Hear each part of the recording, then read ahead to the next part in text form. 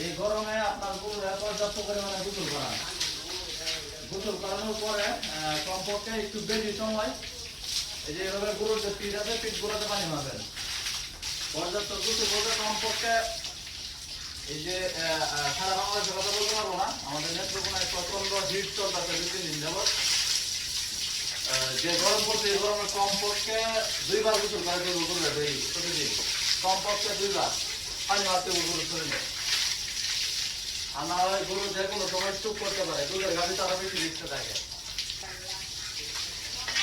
তো আমি যেটা করতেছি এটা হচ্ছে গরুগুলার গোসল করানোর পরে একটু বেশি করে গরুর পিঠে পানি মারে যাচ্ছি। তো পিঠে পানি মারলে যেটা হয় গরুর সম্পূর্ণ শরীরটা অনেক ঠান্ডা হয়, কারণ পিঠে পানি মারার পর ওই পানিটা হচ্ছে গড়ায় গড়ায় সমস্ত শরীর দিয়ে ভায়া ভায়া পড়ে।